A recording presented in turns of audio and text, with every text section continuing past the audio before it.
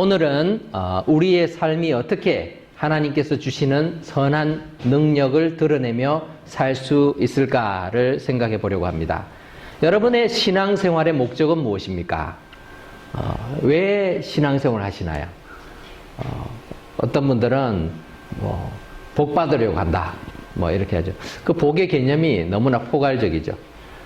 신앙생활의 목적이 무엇일까요?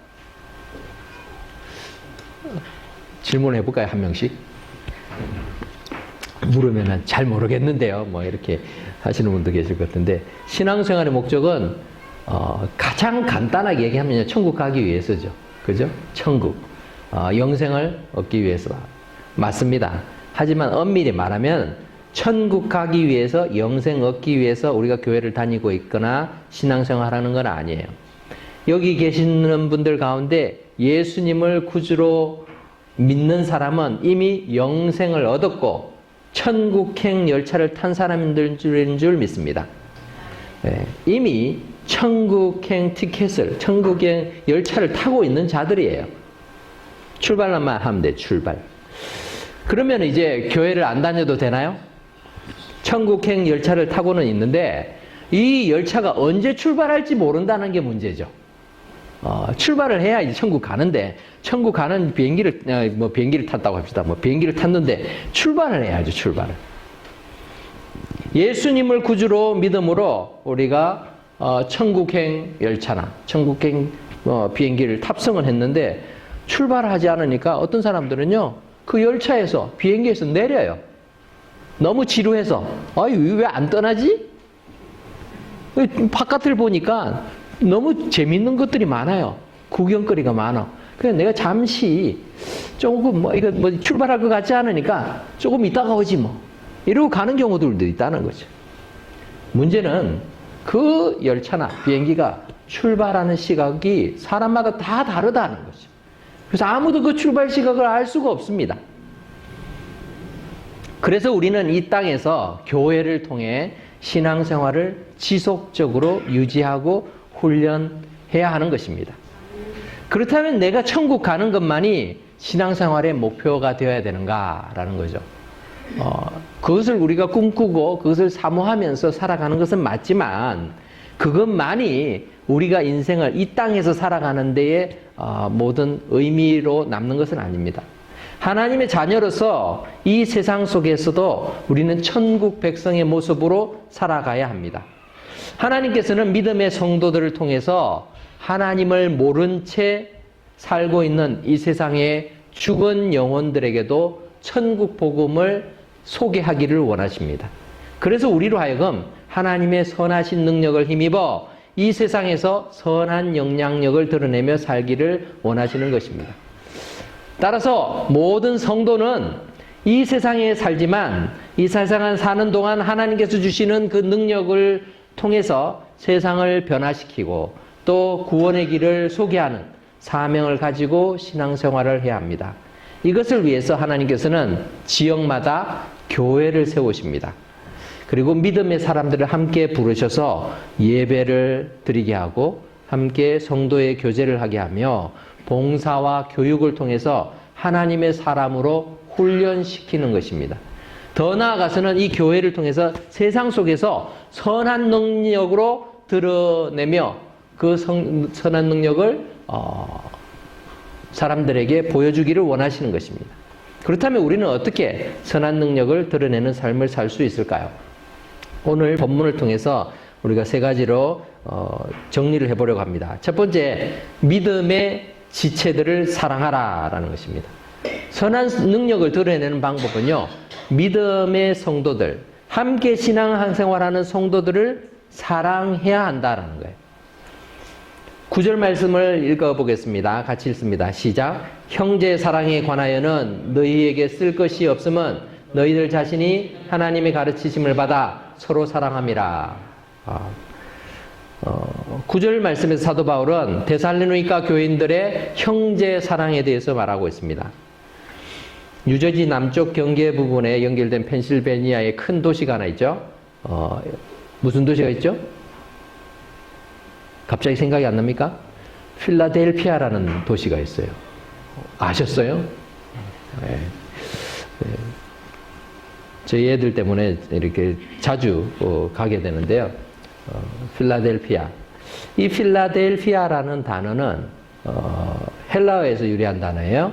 그래서 필레오라는 단어와 아델포스가 합쳐진 단어예요. 그래서 이 필레오라는 것은 사랑, 우정, 뭐 이런 친구 간의 사랑, 뭐 이런 걸 의미할 때 쓰는 단어이고, 아델포스는 형제, 자매, 이런 가까운 친척 이런 걸 말할 때 사용되죠. 그래서 필라델피아는 형제 사랑이라는 의미를 가지고 있어요.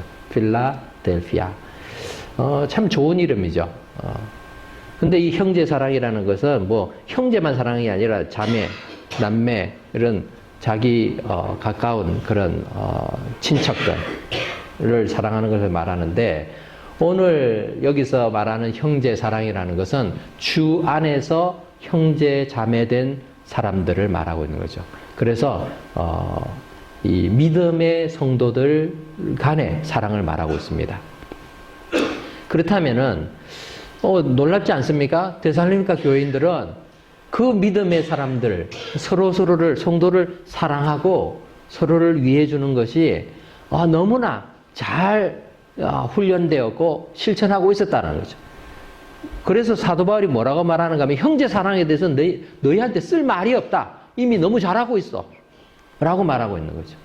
하나님이 가르치신 대로 서로 사랑하고 있구나. 라고 칭찬하고 있는 내용입니다.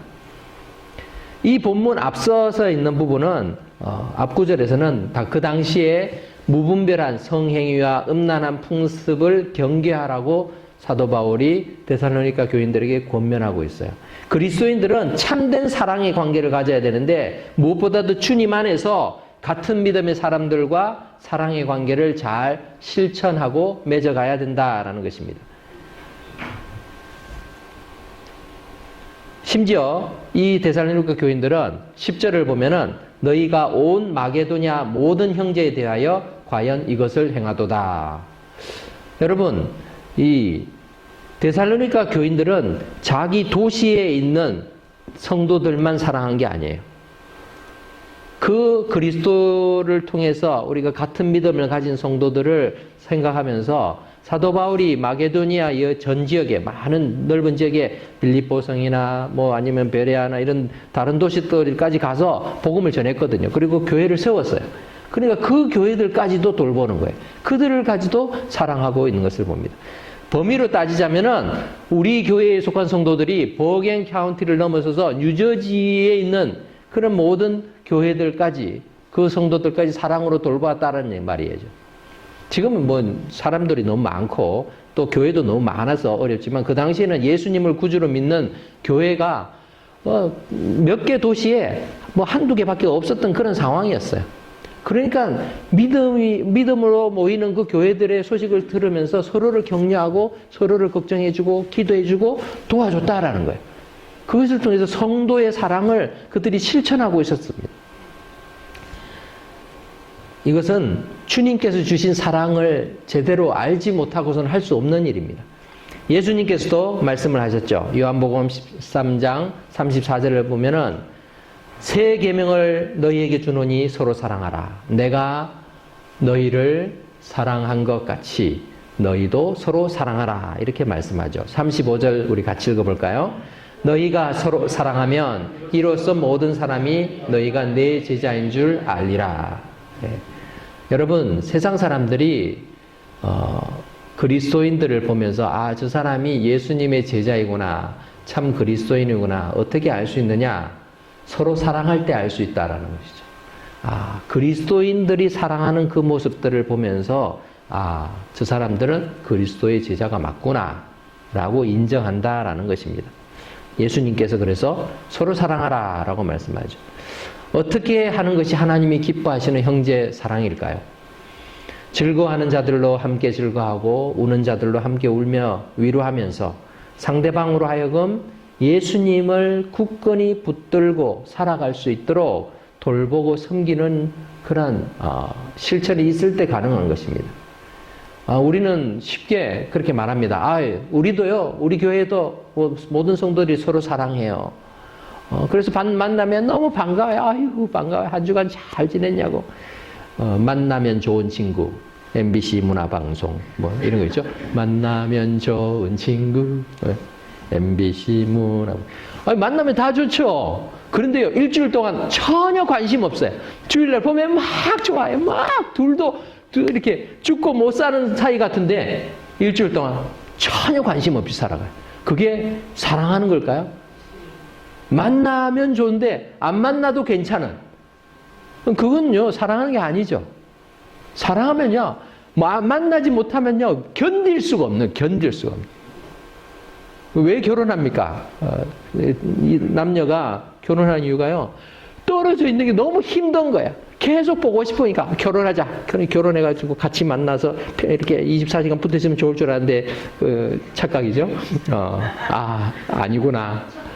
인간의 사랑은요, 이렇게, 환상 속에서, 현실 속으로 들어갈 때 우리가 실망하기도 하지만, 하나님의 사랑을 우리가, 경험을 하고 그 사랑을 성도들 간에 실천하게 되면요, 떨어져 있어도요, 늘 영으로 함께 교제하고 함께 만나는 것을 우리가 훈련하고 또 노력하게 되는 것입니다. 믿음의 형제 자매들이 믿음으로부터 점점 멀어져 가고 있는데 나하고 관계에 있어서 문제가 없다. 나는 그래도 자주 만나. 밥도 같이 먹어. 그럼 괜찮은 거냐? 그게 아니라는 거죠. 그 사람이 하나님으로부터 멀어져 가고 있으면 우리가 마음 아파해야 되는 거예요. 그게 성도의 교제이고 그게 하나님의 사랑이라는 것이죠.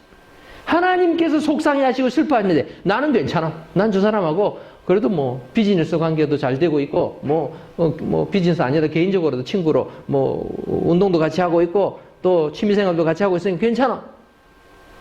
저 사람하고 관계가 문제가 없어. 아니요. 그건 인간적인 관계이죠. 성도의 교제는 이미 끊어진 거예요.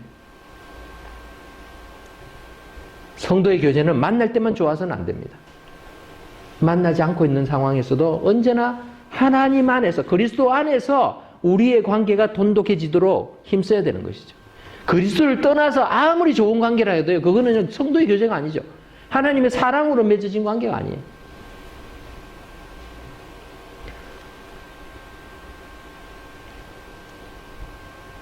조금은 이제 상황들이 많이 달라져서 우리는 한 지역에도 많은 교회들이 있어요. 너무 많은 교회들이 있고 그렇게 신앙생활 하기 때문에 다른 교회까지 우리가 살피고 하기가 참 어렵죠. 그래도 주님의 사명들을, 주님이 주신 사명을 감당하기 위해서 교회가 연합을 해서 교회 연합회도 있고 또 뭐 러브 뉴저지라는 단체를 통해서 우리가 작은 교회들이 함께 힘을 모아서 또 복음 전파의 사명, 미셔널 처치의 사명을 감당하려고도 힘쓰고 있습니다. 근데 그것들도 이제 여러 가지 제약이 있죠. 우선적으로는 하나님이 주신 그런 지역 교회 내에서의 우리의 성도들 간의 교제를 통해 하나님의 사랑을 실천할 필요가 있습니다. 교회가 달라도 서로 격려하고 믿음의 좋은 관계를 가질 수 있지만 한 교회 내에서 같은 말씀을 전해 듣고 같은 양육과 훈련을 받는 성도들과는 아무래도 다른 교회에 있는 성도들과는 신앙의 스타일도 다를 수 있고 또 목표와 이렇게 가치관들도 조금씩 달라질 수밖에 없습니다. 교인들끼리는 뭐 교회가 바뀌어도요, 교회로 옮겨도 서로 자주 연락하고 안부를 묻고 만날 수 있어요. 뭐 그런 것, 뭐 그게 범죄 행위가 아닙니다. 계속 할 수 있죠. 서로 격려하고, 뭐, 피치 못할 상황 때문에 다른 교회를 섬겨도 그럴 수 있습니다. 그렇게 하면서도 격려하고 기도하면서 믿음의 동력자로 서야 됩니다. 근데 이 목사는요, 좀 성도들하고 좀 다른 것 같아요. 교회를 옮긴 성도들과의 관계가 일반 성도와는 달라집니다. 예전에 제가 목회하던 교회에서 한 가정이 다른 가정하고 다툼이 생겨서 교회를 떠나겠다고 통보를 해와서 찾아갔어요. 제가 찾아가서 권면을 했지만 이미 저는 다른 교회에 출석하고 있습니다. 그러면서 목사님 그동안 사랑으로 돌봐주셔서 정말 감사합니다. 잊지 않고 자주 연락드리겠습니다. 그리고 저희 가정을 위해서 계속 기도해 주십시오. 그리고 제가 고민 있으면 목사님께 부탁하는 거는 이렇게 상담도 좀 해주시고. 그래서 제가 그랬어요. 아니요. 그거 하지 마시라고. 저는 우리 교회, 우리 은혜협 한강교회, 뭐 지금으로 하면 은혜협 한강교회죠. 내가 섬기는 교인들을 위해서 목회하는 사람이지, 집사님이 지금 다른 교회에 가서 출석하면 그 교회 담임 목사님한테 영적인 지도를 받으시고 상담도 받으시고 기도를 부탁하시라고. 그게 맞다고. 제가 그렇게 말씀을 드렸어요. 다른 교회에 출석하게 되면은 그 교회 목사님이 그 집사님의 가정을 돌봐야 되는 게 맞지요. 저는 은혜와 평강교회 담임 목사입니다. 뭐 지금은 그렇죠. 계속 그렇게 있기를 바라고 은퇴를 여기서 해야 되는데 좀 기도하고 있습니다. 제 관심과 사명 그리고 책임은 이 교회에 속해 있는 성도들이 최우선이에요. 뭐 남의 교회에 뭐 잘 훌륭한 뭐 장로님, 권사님, 집사님들 많을 거고 또 뭐 재벌이고 사업가 하고 뭐 이렇게 높은 자리에 있는 사람들도 있을 수 있겠지만 그리고 그런 분들이 저한테 또 개인적인 도움을 줄 수도 있겠지만 그분들에게 제가 관심이 없어요. 물론 교회를 다니다가 방황하거나 실종한 영혼들, 이웃이나 불신자에 대해서도 우리 모두는 관심을 가지고 또 영혼 구원의 열정을 가지고 함께 기도하고 노력해야 되지만 지역 교회 목사에게 주어진 목양의 책임은 내가 섬기고 있는 이 교회의 교인들인 것이죠. 그래서 저는 우리 교회를 대표해서 뭐 우리 뉴저지의 뭐 지역교회 연합 모임이나 뭐 집회를 참석해도 또 다른 교회 유명한 또 열심히 있고 영향력 있는 그런 장로님들, 권사님들, 집사님들 이렇게 만나도요. 그냥 인사는 하지만 막 친분을 가지려고 애를 쓰지 않아요. 그분들하고 친분을 가질 바에야 우리 성도들을 좀 더 가까이 하는 게 훨씬 낫죠. 그게 더 필요하죠. 담임 목사로서의 제 관심은 우리 교회 성도들밖에 없습니다. 아멘. 예. 예. 그런데요, 여러분들이 다른 교회 출석하면요, 제가 마음은 너무 아프지만, 뭐 어떻게 해요? 뭐 본인이 그렇게 한다고. 하지만 그래도 권면하고 그래도 다른 교회 출석하신다. 그러면 할 수 없죠, 그냥. 그 다른 교회 목사님에게 맡겨야 되는 거죠. 이 교회에 있을 때 목회적인 관계는 그렇게 연결이 되는 거예요. 목사의 관심은 하나님이 내게 주신 그 양무리를 돌보는 데 있기 때문에 그렇습니다. 그래서 여기에 계시는 여러분들도 신앙에 있어서 가장 중요한 동력자들은요, 나랑 친하게 지내는 다른 교회 교인들이 아니에요. 하나님이 우리에게 주신 이 은혜와 평강교회 속에서 성도들 간에 사랑하고 돌보고 아껴야 된다라는 것입니다. 그들을 귀하게 여길 때에 비로소 하나님께서 세우신 교회가 유기적인 지체들로서 연합이 되어서 연결이 되어서 그 교회의 역할을 제대로 감당하게 되는 거예요. 교회 안에서도 나의 마음에 들지 않는 사람들이 있죠. 가족들 가운데서도요, 형제들 가운데서도 자기하고 맞지 않는 사람들이 있는데 하물며 이렇게 자라는 환경과 또 배경이 전혀 다른 사람들이 다 모여가지고 있는 주님의 교회에 내 기분에 내 취향에 맞는 사람들만 어떻게 모일 수 있겠어요? 그럴 수 없어요. 다 다릅니다. 그것을 맞추는 방법은 내가 죽어야 가능한 거예요. 내 힘으로 내가 원하는 방식이 아니라 하나님이 기뻐하는 방식에 내가 맞춰야 되는 거죠. 그렇게 맞춰가면요, 공통점이 생기죠. 근데 나한테 맞추고 다른 사람을 나에게 맞추라고 하면요, 맞을 수가 없는 것이죠. 모두가 그렇게 생각할 거니까. 그래서 주 안에서 맞지 않고 나하고 기질이 다르고 나하고 생각이 다르고 또 나랑 일하는 방식이 다를지라도 우리가 주 안에서 하나님의 그 사랑으로 상대방을 귀하게 섬기고 또 기도해 주면서 그렇게 형제 사랑을 실천해 갈 때에 우리는 그 선한 능력, 하나님이 주시는 그 선한 능력을 세상 속에도 보여주는 그런 교회가 될 줄 믿습니다. 두 번째로 자기 일에 최선을 다할 때 우리는 선한 능력을 드러내게 됩니다.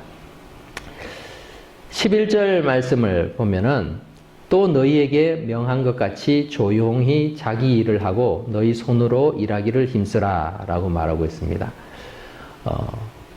11절 말씀은 세상에서 그리스도인들은 자신의 생계를 위해서 해야 하는 일들도 열심히 감당하면서 신앙생활 하라라는 얘기예요.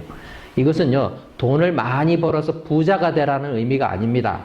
또는 자기만을 위해서 살아라라는 의미도 아닙니다.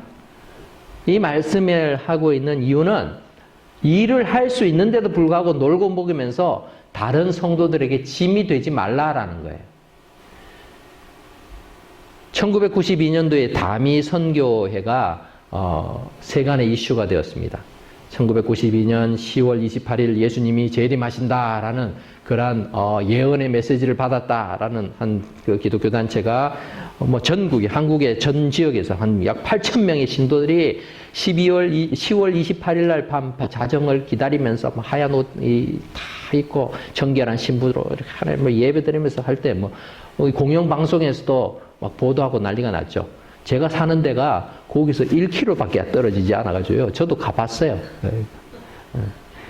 사람들이 너무 많고, 이 방송국 차들이 너무 많아가지고, 근처도 못 가고, 그냥 왔는데, 그 자정이 지나도 아무 일이 없으니까, 어떻게 됐습니까? 결국은 뭐, 다 흩어졌죠. 가정이 이렇게 깨어진 가정도 있고, 여러 가지, 그 가운데서 또 회개하고, 또 바른 진리를, 바른 신앙을 찾아서 돌아온 사람들이 있는가 하면은 또 다른 이렇게 헛소리 하면서, 예수님이, 오시는 날을 바꿨다. 뭐 이렇게 하기도 하고, 뭐 이렇게 하는 사람들도 있었습니다. 데살로니가 교인들 가운데에는 부활 승천하신 예수님이 곧 다시 오실 거라는 그 믿음을, 가지고 있으면서, 그 중에 어떤 사람들은, 예수님을 기다리는 건 참 좋았는데 예수님을 기다리는 게 최우선이니까 다른 일을 다 그만뒀어요. 지금으로 말하면 자기 다니던 직장을 그만두고 학교도 그만두고 예수님 다시 오실 건데 공부해서 뭐해? 일해서 뭐해? 그냥 교회 앉아서 그냥 예배드리고 기도만 하고 있는 거야. 주님 오실 건데 뭐. 그러니까 이 사람들을 누군가가 돌봐야 되는 거예요. 일도 안 하고 자기들은 주님 곧 오실 것 같아.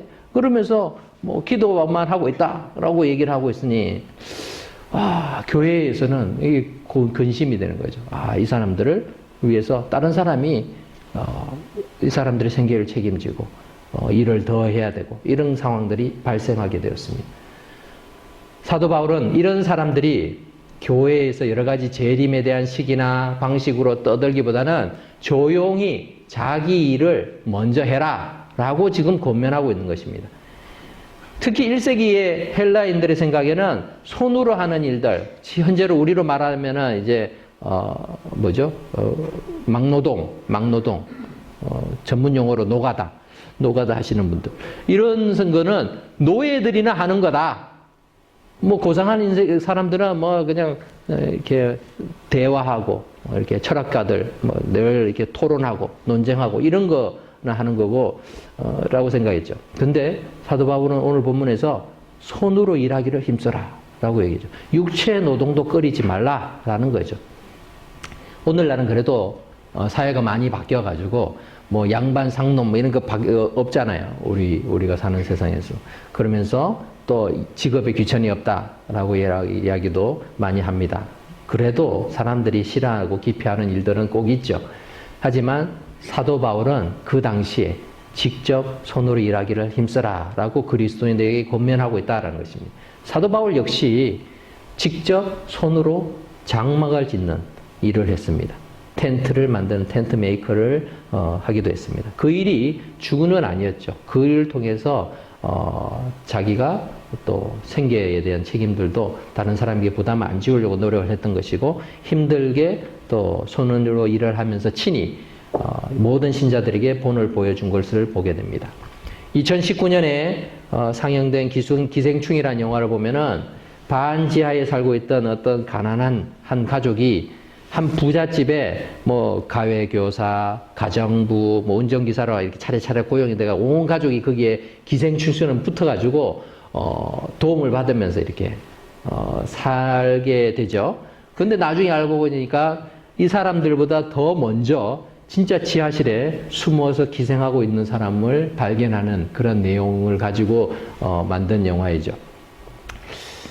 그리스도인은 서로에 대해서 기여하는 인생이 되어야 되지, 자신은 아무 노력도 하지 않으면서 다른 지체에게 부담과 고통을 떠넘기는 사람이 되어서는 안 됩니다. 기생하는 인생이 아니라 기여하는 인생이 되어야 된다라는 말이죠. 참된 그리스도인들은 세상 속에서도 자기의 주어진 역할과 책임을 잘 감당해야 되죠. 그러니까 열심히 부지런하게 힘써 일하는 거, 이거 참 필요합니다. 믿음을 지키면서 세상 속에서도 또 자기가 자기 밥벌이를 제대로 하려면은 2배로 노력해야 되죠. 세상 사람들은 자기만을 위해서 삽니다. 그렇게 살아도 되잖아요. 그죠? 그런다고 욕먹지 않아요. 그런데 그리스도인들은 자기만을 위해서 일하는 게 아니죠. 주님의 나라를 위해서, 주님이 맡겨준 사명을 위해서 함께 일을 해야 되니까 세상에서 일하는 것도 열심히 일해야 됩니다. 2배로 더 열심히 일해야 됩니다. 새벽 일찍 일어나서 새벽 기도하고 부지런히 성경도 읽고 또 이렇게 이 사업체에서 일터에서 일할 뿐만 아니라 또 사회 봉사도 많이 하고 그렇게 하다가 믿지 않는 사람들은 이제 좀 즐겁게 쉬는 그런 주말이 되어도 주일을 준비한단 말이에요. 주일을 준비하고 남들은 다 이렇게 늦잠 자고 또 TV 보고 이렇게 아니면 여행 가고 산에 놀러 가고 하는 그 시간에 주일날 모여서 예배드리고 아침부터 또 오후 늦게까지 열심히 예배와 봉사 하면서 그렇게 살아가고 있습니다. 그러니까 이 그리스도인들이 얼마나 바쁩니까? 거기다가 11조를 비롯해서 주일헌금, 감사헌금, 성교헌금까지 하면서 살다 보니까 불신자들이 사는 것보다 자기를 위해서는 더 절약하고 검소하게 살면서 열심히 살아가고 있어요. 그런 그리스도인들을 모습들을 우리가 실천해야 될 것입니다. 게으르게 살아서는 절대로 신앙생활을 제대로 할 수가 없습니다.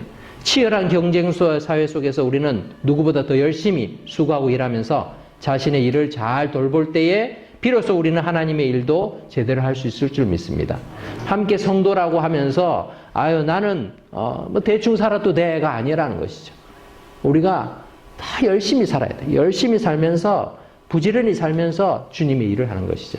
그렇게 할 때에 선한 능력을 세상 속에 드러내며 살아갈 수 있을 줄 믿습니다.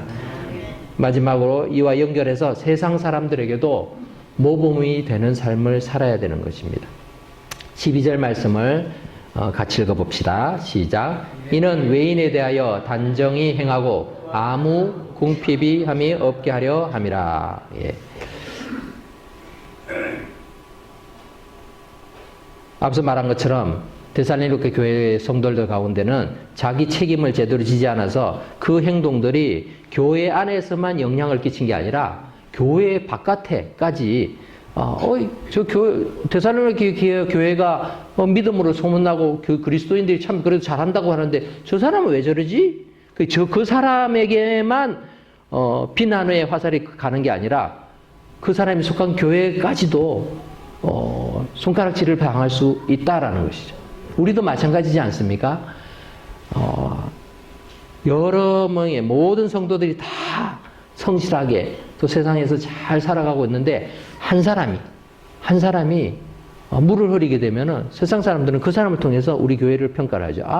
은혜와 평강교회, 그 사람이 다니는 교회네, 그 문제 많은 교회네가 되죠. 그 숫자가 100명이 되든 1000명이 되든 그 많은 사람들이 아무리 잘해도 미꾸라지 한 마리가 우물 전체를 흐린다는 말처럼 한 사람의 영향력이 부정적인 그런 파급 효과가 전체에게 영향을 미치기도 한다라는 것입니다. 그렇기 때문에 이웃과 직장에서 그리스도인의 행동은 예수님의 제자로서의 우리의 역할을 반영하는 것을 우리가 기억해야 합니다. 그리스도인으로서 그리스도의 향기를 풍기며 살아가야 될 줄 믿습니다. 하나님의 백성이라고 하는데 세상에서는 사람들한테 맨날 손 벌리고 도움 요청하면서 그렇게 살 것이 아니죠. 우리가 한 사람에도 도우면서 살아가려고 자기 관리를 철저히 잘해야 됩니다. 교회에서는 내가 봉사를 잘하고 또 섬기기도 잘하는데 세상에서는 그냥 득보면서 세상 사람들한테 좀 이렇게 잘 이용하고 살지 뭐 이렇게 해서는 안 되겠다는 거죠. 우리의 신앙생활의 이 현장은 교회만이 아닙니다. 세상까지 포함이 되어 있죠. 세상 속에서도 우리는 하나님의 자녀인 것입니다. 꼭 부자가 되어야지만 우리가 훌륭한 그리스도인이 되는 것은 아닙니다. 부지런하게 일하고 검소하게 생활하면 모든 성도들은 궁핍함을 면할 뿐만 아니라 주님의 나라를 위해서 많은 일을 감당하도록 하나님께서 필요한 은혜를 채워주실 줄 믿습니다. 여러분은 이웃에게 어떤 평판을 듣고 살아가고 있습니까? 직장에서나 사업체에서 여러분의 이미지는 어떻습니까? 세상 속에서 여러분의 자리는 그리스도께 대한 여러분의 헌신을 반영하고 있습니까? 우리의 사사로운 작은 행동과 말 한마디까지도 믿지 않는 사람들은 우리를 그리스도인이라, 아니면 교회 다니는 사람, 교회, 하나님의 교회라는 기준으로 우리를 판단한다라는 것입니다. 그렇기 때문에 우리는 세상 사람들, 외인에 대해서도 단정히 행하는 것, 단중히 행한다는 것은요, 바른 모습으로, 선한 모습으로 그렇게 드러날 수 있도록 위선적인 모습이 아니라 그렇게 살아가라라는 것입니다. 말씀을 맺겠습니다. 이렇게 세상 속에서 교회로서 또는 성도로서 선한 영향력을 끼치며 살아가기에는 우리가 참 연약합니다. 교회 안에서도 서로 사랑하는 것도 이게 잘 안 되잖아요. 사랑하긴 하는데, 저건 마음에 안 들어. 저 사람, 저러면 안 되는데, 막 늘 이렇게 거리를 딱 두고 있으면서, 그래도 우리 표정 관리는 잘하잖아요. 웃으면서, 아유, 사랑합니다. 말은 잘하는데, 그게 아니라는 거죠. 정말 하나님의 사랑이 우러나오도록, 우리의 진심을, 하나님이 우리를 영적인 그런 교감을 느끼게 만들어놔서요, 저 사람이 나를 어떻게 생각하는지 다 느끼게 돼 있어요. 다 느끼게 만들어놨어요. 그러니까요, 우리가 진심으로 사랑하지 않으면요, 그 사랑이 전달이 안 돼요. 전달이 안 됩니다. 그래서 교회 안에서도 이 사랑이 드러나도록 노력해야 되는데, 우리 힘으로는 불가능하다는 거죠. 그래서 하나님의 은혜를 의지해야 되는 거죠. 선한 능력은요, 우리에게서 나오지 않습니다. 하나님이 주셔야지 가능한 거죠. 선하신 하나님께서 능력으로 우리를 붙드실 때에 비로소 우리는 그 하나님의 사랑을 이렇게 반영하는 존재가 되는 것입니다. 우리에게 능력 주시는 분 안에서 있을 때 우리는 모든 것을 할 수 있는 줄 믿습니다. 그러므로 우리 주님께서 주시는 선한 능력으로 우리를 교회로 삼으신 주님의 뜻에 순종해서 성도들을 사랑하고 또 기도하고 돌보는 일에 힘쓰는 저와 여러분 되시기를 바랍니다. 뿐만 아니라 자신의 일에도 최선을 다하십시오. 이웃과 일터 그리고 많은 믿지 않는 사람들에게까지 진실되고 칭찬받는 그런 그리스도인으로 살아갈 수 있도록 날마다 하나님의 은혜를 구하고 그렇게 맞아, 나는 하나님의 사람이야, 그리스도의 제자야, 나는 그리스도인이야, 그러한 자신의 정체성을 기억하면서 우리가 기도하며 실천하는 저와 여러분 될 수 있기를 주의 이름으로 축원합니다. 기도하겠습니다.